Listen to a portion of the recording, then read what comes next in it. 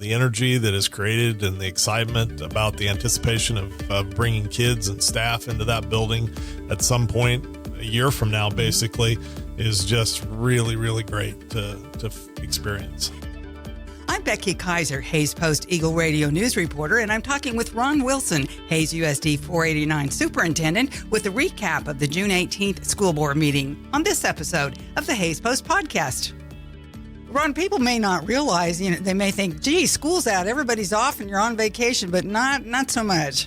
There is a lot of work that still goes on during the summers. That is, you're right. There's a lot of people probably really don't realize that, but really from our standpoint at the district office, there's still a tremendous amount of work happening, and even in our schools, all our administrators are still on contract and are still in the buildings almost every day, unless they have a vacation day. And then on top of that, we also have a lot of kid activities still going on. Summer activities for sports teams, camps, things like that. So our schools are full, as well as we're still offering the summer meals, every day. So cooks are in the building, at least at the high school, cooking and preparing about 900 meals daily. So there's a lot of activity still going on.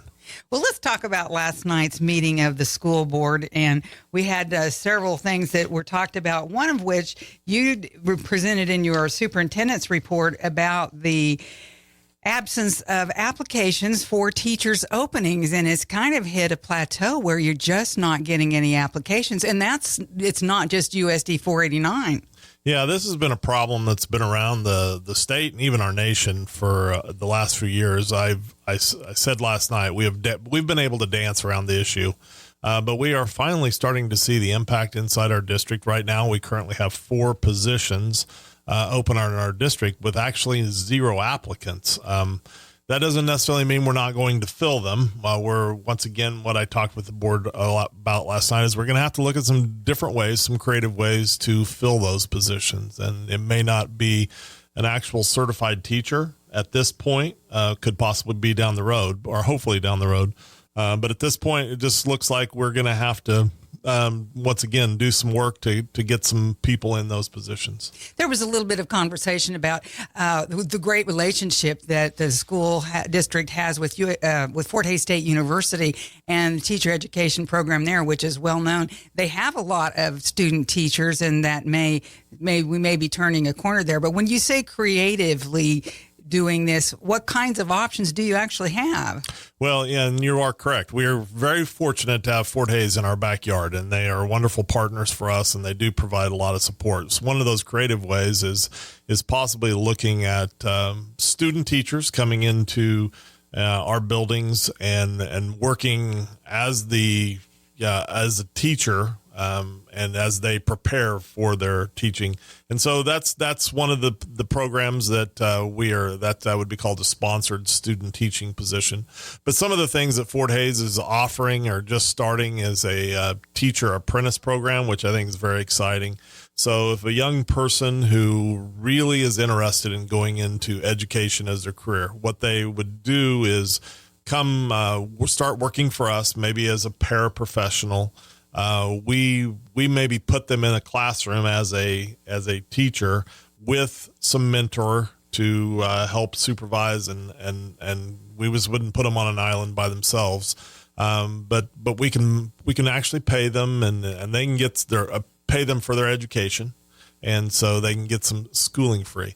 The different part of that whole process is they would not be a traditional college student in that they would be on the campus taking classes inside Fort Hays. It would be remote learning classes, but they would be getting on-the-job training as they're working in the classrooms. So these are some of the creative ways that we're looking at. That's one of the ways that we might have to fill some positions. We've utilized this over and over the last few years is the transition to teaching, where maybe someone who has a college degree but not in education has decided, hey, I'm interested in maybe becoming a teacher. And so there is a program that Fort Hays offers called Transition to Teaching. And they are employed as a teacher in our district, and they do take some classes through Fort Hays. And so we're able to fill some positions there. once again, these are just part of the process to get these positions filled. We are hopeful. I think that I shared with the board last night. I attended a summit at Fort Hays, and they shared that they have 127 student teachers this fall, which might be, I believe, is the highest record number of student teachers that they've ever had for a semester. So that's encouraging that we have some young people looking into the profession, and hopefully as we have open positions, we'll be able to hire them down the road. And if you want to find out more about that summit, that actually happens to be our feature story this morning on Hays Post. It'll be there all day long. Christina Janney attended that and talked with several people, including yourself, who were attending that. So you can find out more about what the future looks like. Other things that we talked about last night, we had the progress report on our bond construction. Things looking pretty good. Yeah, there really are. If you've had an opportunity to drive around, you will see a lot of things going up in the air out at the new Hays High, and it's really starting to look like a place. We've got a lot of walls going up. Although you can't get very close off the road and you can't really see a lot. It's really starting to look like a place, and we're just really super excited. I think the last couple times that I've been able to be out of the site, it's just the energy that is created and the excitement about the anticipation of bringing kids and staff into that building at some point a year from now, basically, is just really, really great to experience. On budget, on schedule? Everything is looking good. That's great. We got a great Nabholz construction, along with our architects, DLR, have been tremendous to work with, and everything is just on schedule and on budget.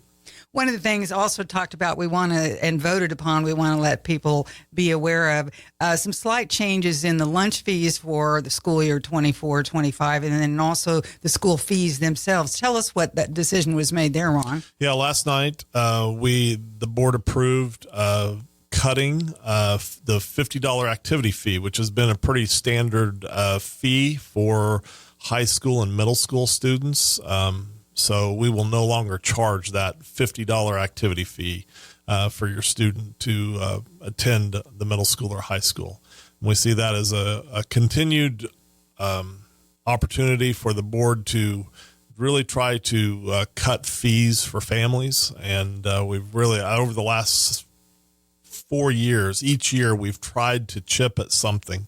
And knowing that fees are always difficult sometimes to cut because you just don't always know the future. Right now, we feel very confident, but if things would change, it's always difficult because you're always fearful that you might have to bring those fees back. But right now, we were able to cut that $50 activity fee. Of course, the in other fees that are what we call the textbook material fees is still in place. $70 for elementary students, $90 and $95 for middle school and high school for the textbook material fees. So those fees are still in place. We also approved a nickel increase to the lunch price for the upcoming year.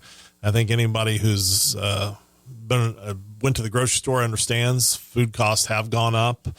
We really tried to hold the line, and our nutrition services director, Jessica Yonker, has just done a great job in keeping things, affordable for families and still providing a very healthy and enjoyable meals for our students and staff. So we did have to increase a nickel, but at the same time, we are going to continue offering free breakfast for any student who wants to take part in that, which we feel very, we started that last year and we want to continue that. So I think we're going to, we do the best we can. I don't like the idea that we have to raise fees for lunches, but it's sometimes we just have to do it. Well, and some of the board members were very complimentary of staff for holding it at a nickel, because as everybody knows, our pocketbooks are really being affected right now by higher food prices and everything else, it seems like. Yes. So that's really great that it isn't just that small increase there. One of the other things we wanted to talk about, some executive sessions were held to talk about money, basically compensation for people who are employed by the school district, as well as the master collective bargaining agreements. Let's start with that one. Tell me what that means. That's something that had tentatively been agreed upon already. That's negotiations with our teacher union. That has been occurring over the last couple of months, and those were just finalized last night. What that means for teachers is we will be adding $1,910 to the each sale of the teacher's salary schedule. So they will see an increase there in their paycheck, as well as one of the other things that we were able to do was our special education staff. We were able to add some stipends. If you are a special education teacher in our district, we're going to pay you an additional $650 a year to be a special education teacher. It's just one of those, occupations that sometimes is, once again, a hard place to fill. And we wanted to see if we could maybe keep people in those positions, as well as encourage others to look at that field. So that's primarily was the compensation for the teachers.